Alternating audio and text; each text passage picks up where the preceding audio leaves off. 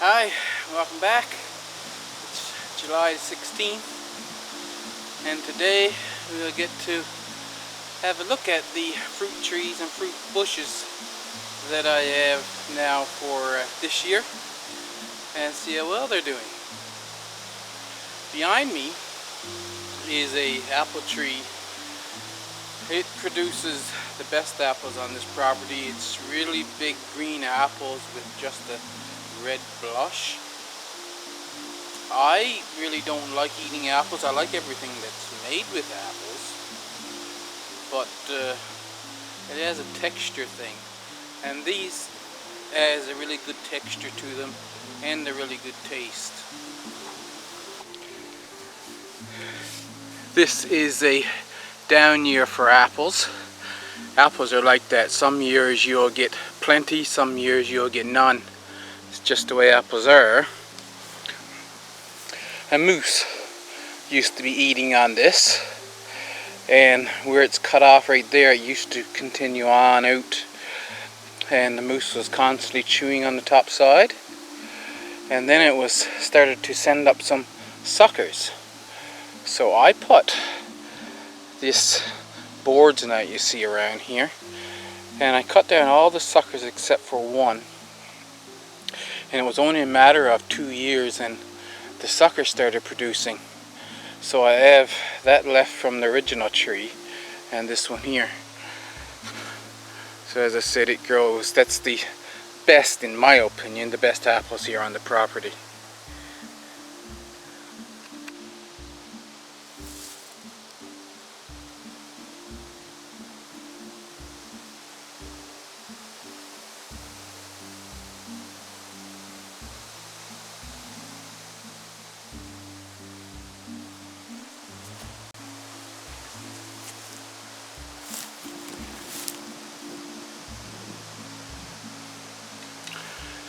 Right on the property line, this is the only apple tree that I know the name of. It's an Ida Red. The years that it does produce apples, they ripen really late, like mid-October. They're very tasty apples when they do ripen.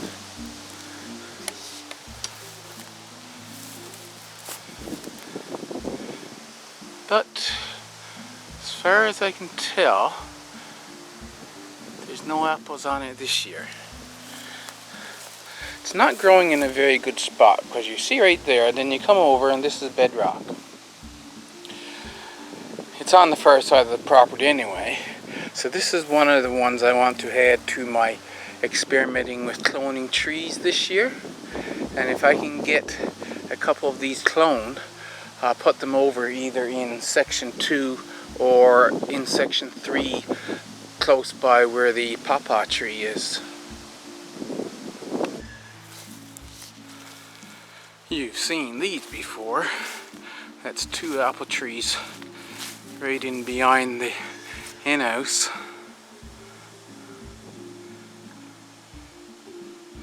You can see there's one trunk and the other trunk over there.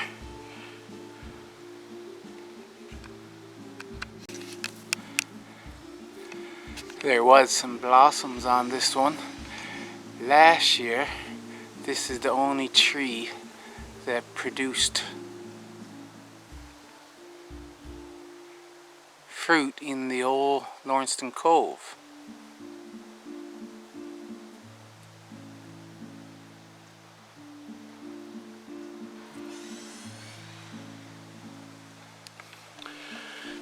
This tree, growing in quite a bit of shade right behind the cellar.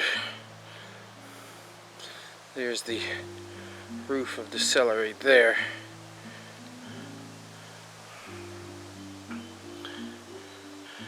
Is the same type of apple that's down by the hen house.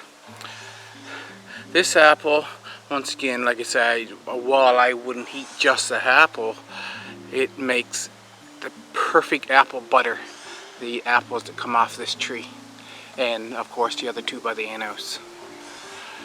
I know of no apple species, variety I should say, I know of no apple variety that won't do well on the island of Newfoundland. If you're on a windy bluff or like up the northern peninsula, you'll have to give it wind protection. Cherries. Cherries is another hardy tree that will grow very well in all of Newfoundland Island and in most of Labrador. This is one of 2 cherry trees.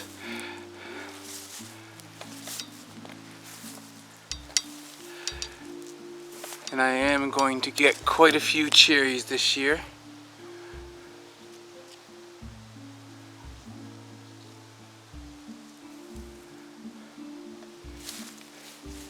Don't remember the year it was planted.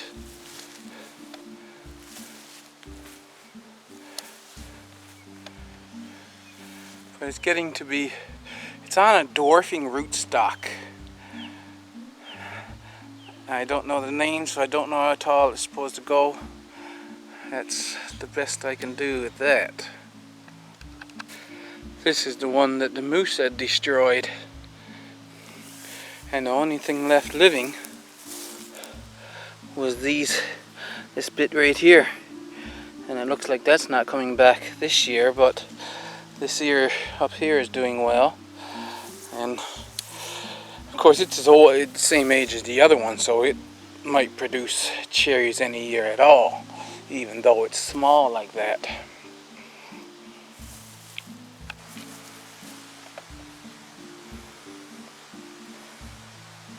The Romeo and Juliet cherries. That's a bush. It actually has 3 different bushes, and the other variety didn't survive. So I have just the Romeo and Juliet. This is Romeo, and it did put out 6 blossoms this year. I was hoping to get a cherry, but neither one made it, so oh well, maybe next year. That's 2 cherry bushes.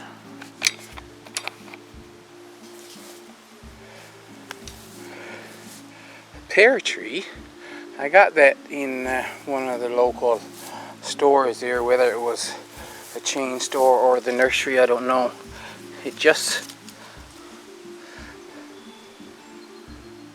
says pear fruit tree, Anjou. So A-N-J-O-U. That's the variety. I know of no one in Newfoundland that has a pear tree growing. So we're just waiting, and we'll see if this produces as the years go. There's one, and the second one.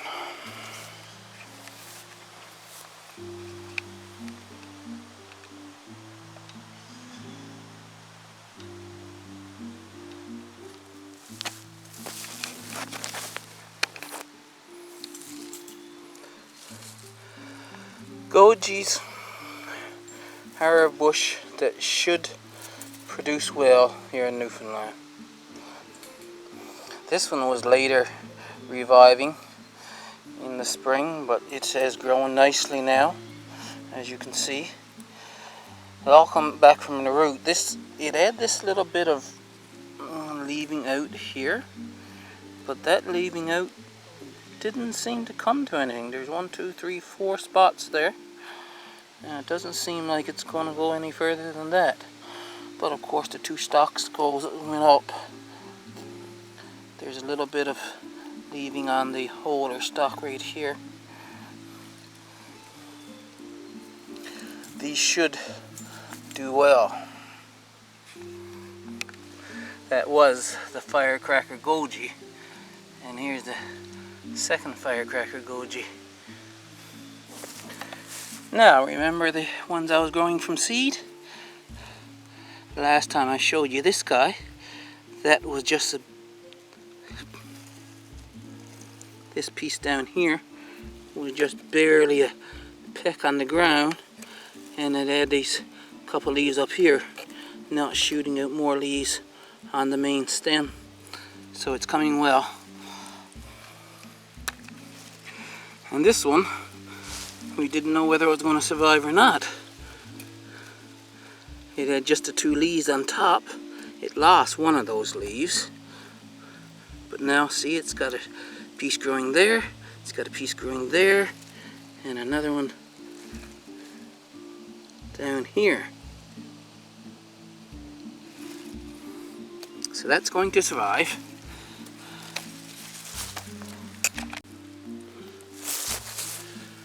The 2 gojies that I planted up close to the plum and cherry tree, something ate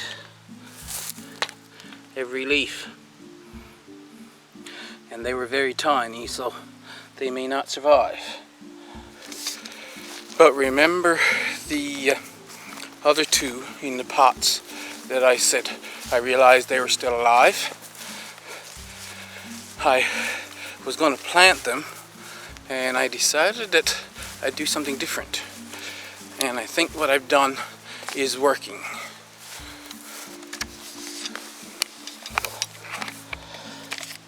Here in what I was building as a hugelkultur raised bed, I just put them down here.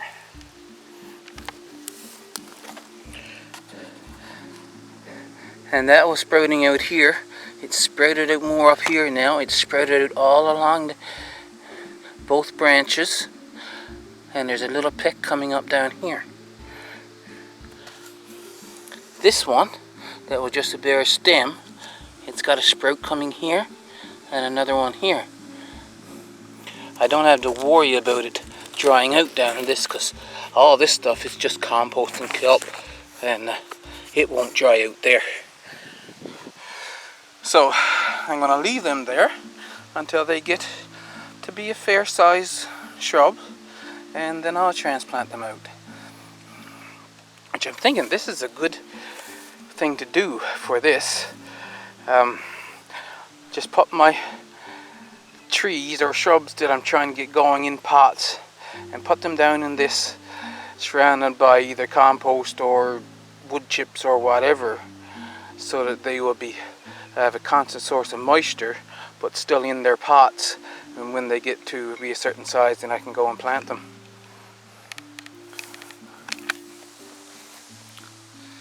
The Myrobalan cherry plums, not one of them missed a beat.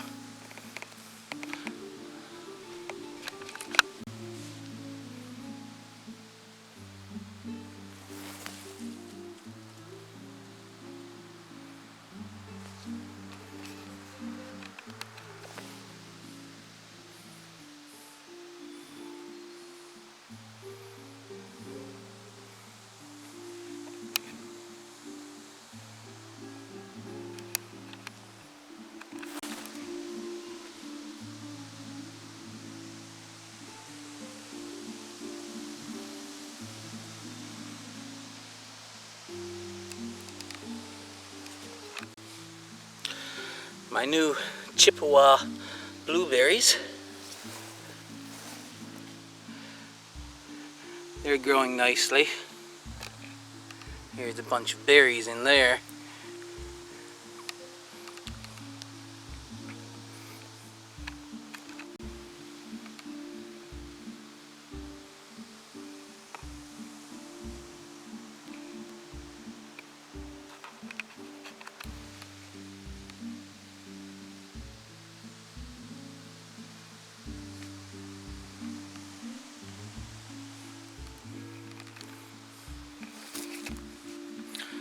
Of the sea berries now, this one, he's nice and green, he's putting out new growth, he'll do just fine.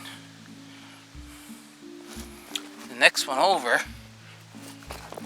this is the one I planted a couple weeks ago, and he's quite yellowed. Oops. He's quite yellowed, so I don't know. We'll wait and see if he survives. Now, this thing. It's an hascat, otherwise known as honeyberry. It has never produced anything. This year is the best it's been. See these little berries?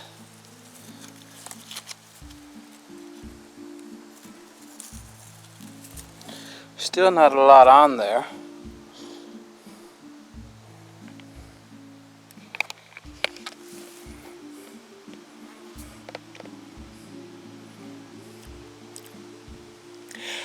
Taste like blueberries in my opinion, but not as strong. So I'm not happy with them. I think if you're in a continental climate, then these may produce very well for you. But in our maritime climate, no. They just don't produce. So I wouldn't recommend this for the island of Newfoundland or near the coast. Maybe back into Labrador City or somewhere like that, but not out anywhere near the coast. This one particular variety, I think you could shape it into an edge the same as you would boxwood, and it would make a pretty hedge, I think, with the bonus that you could get some fruit off of it.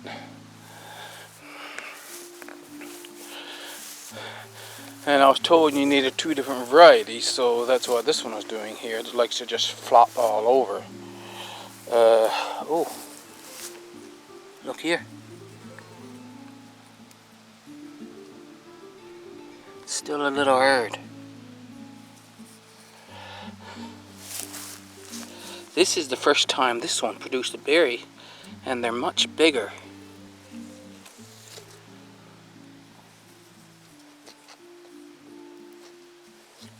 Oh, this one is soft. Now we got a much bigger berry here. What does it taste like?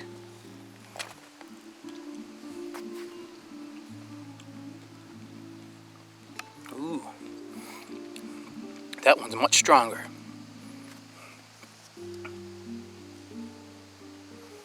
Now, if you could get a lot of those, that'd be good. Once again, I don't know if you can get it to produce in a maritime climate, but that was a good berry. I have 5 currant bushes in all. This is the red one.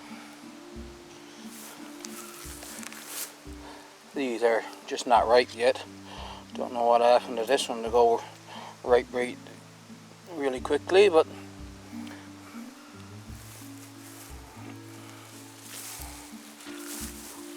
as far as I know, this is a white one. He might be red as well.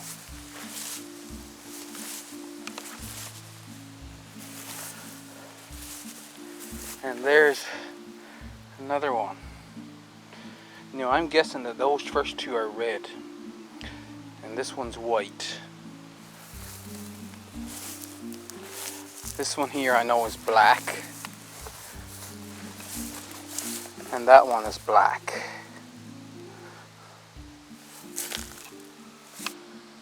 Those 5 that I just showed you was ones that I put in the last few years, and they're just starting to bear fruit.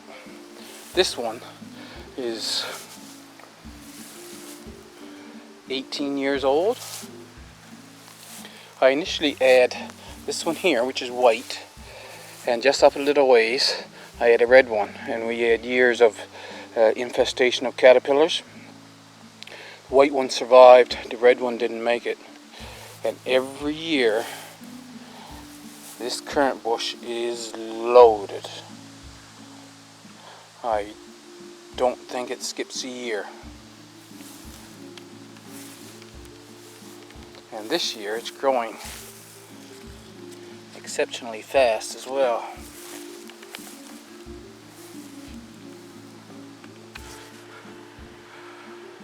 I have 2 plum trees just like the cherry tree, but the moose destroyed one of the plum trees as well.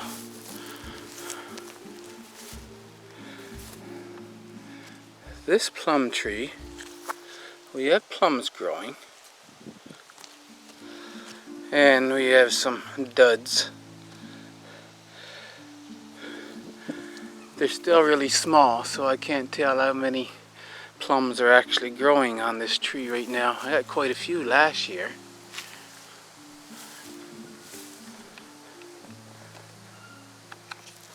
So I'm assuming anyway that this is also a plum tree. Now this, it looks like your common pin cherry or something. It's a cherry tree of some sort, but it is the rootstock for this. And this is the original tree. You can see where the tag was still on it here. And it got really damaged, and the rootstock itself sent up its own shoot. And I was just leaving it to see what would happen.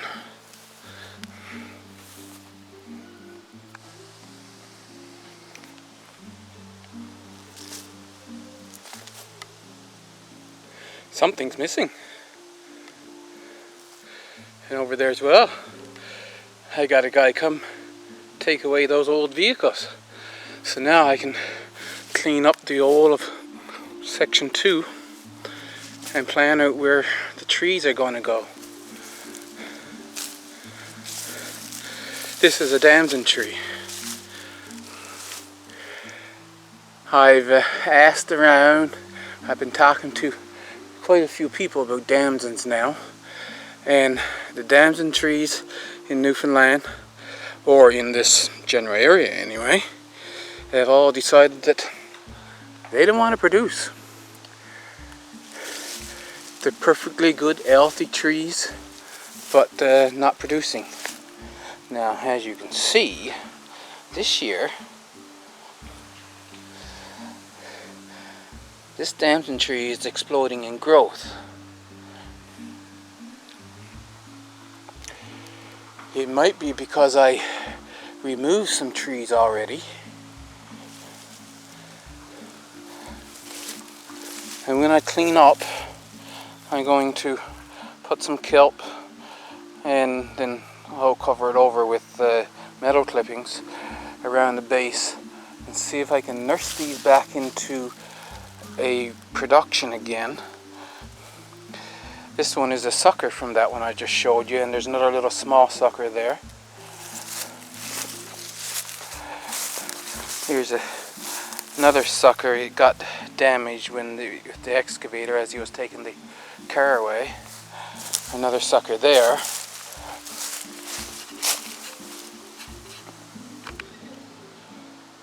That's another one that I deliberately planted. It had grown.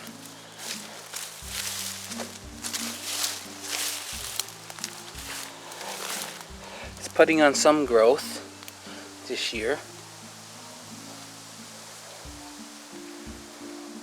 Oh, here's a nice span of growth there.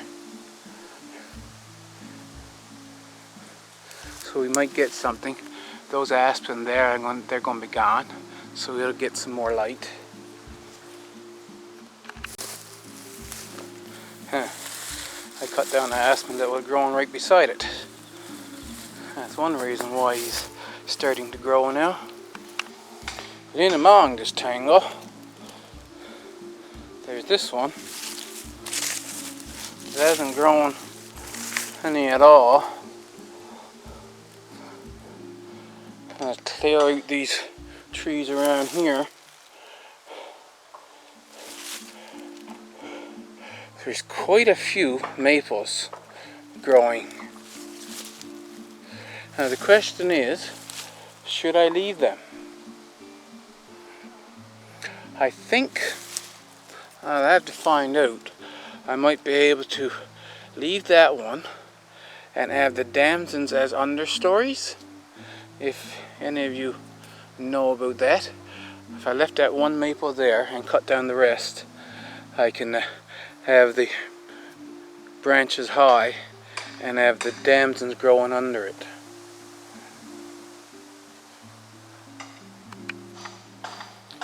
And then there's yet another.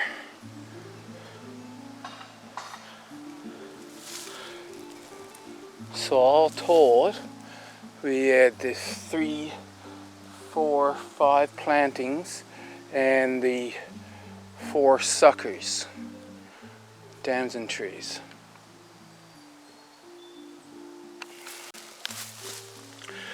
Serviceberry, Saskatoon berry, Bartlett's pear, Chuckley pear. It was Bartlett's pear, I think we called them when we were kids, and we ate so many of those.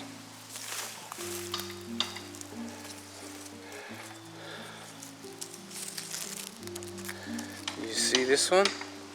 So the blossom got infected with that cedar pine rust. And I check them every year, hoping that one year I'll be able to get some fruit off them.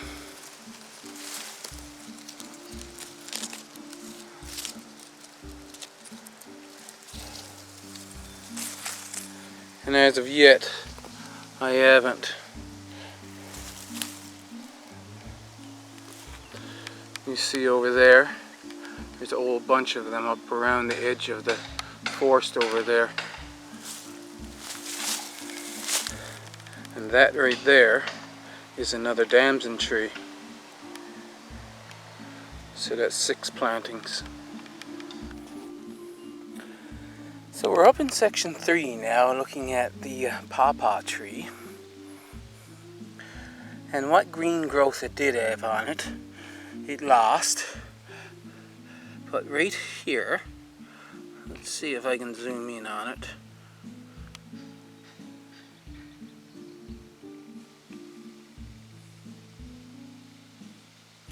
You see that little leaf there? That's new growth. And so I'm assuming that this tree is going to grow.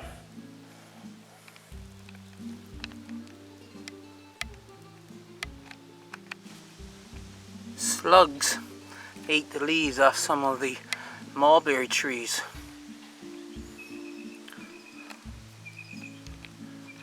But they are quickly putting on new growth. See if I can get it to focus in on that little bit right there, facing the camera. So if the slug pressure don't remain, it'll survive. I caught the slug in the act on this one.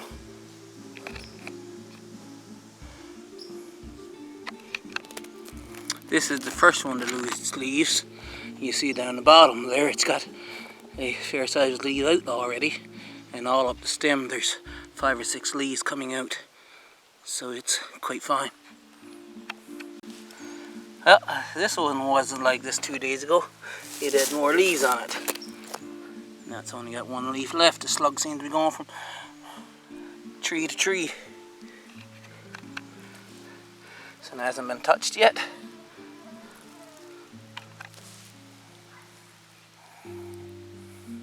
This one looking nice and healthy, but he has been chewed on. You see that leaf right there.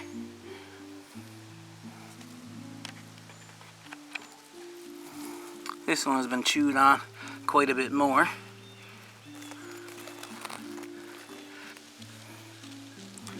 That one's newly eaten. He wasn't eaten before, but once again, it's got new growth right down here. Yep, the slugs went through, and say there's only 2 that it really didn't destroy yet.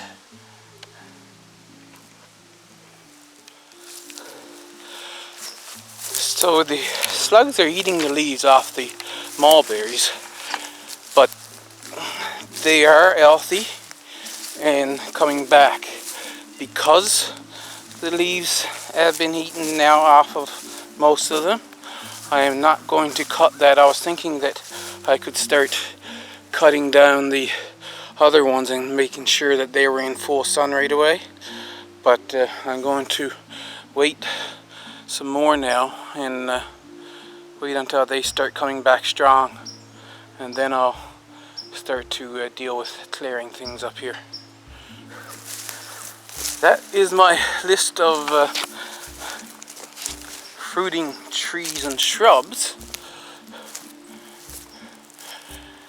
The maples, of course, I have 2 sugar maples, but then I have those 2 other type of maples that I could tap and make maple syrup out of. They say you can tap birch trees too, but you need like 10 times as much birch as you do from a maple. Like, oh, that's going to take a lot of sap. So I don't think I'd bother that. I want to get 3 more blueberry bushes to put in behind the shade garden to see how well blueberries grow in the shade. A gooseberry bush, that's the other one, and green gage. So I'm missing green gage, gooseberry, and then I want to pot 3 blueberry bushes to test them in the shade underneath that row of trees in behind the shade garden. So there it is. Hope you enjoyed it. Give me a like if you did. And I'll see you in the next video. Thank you for watching.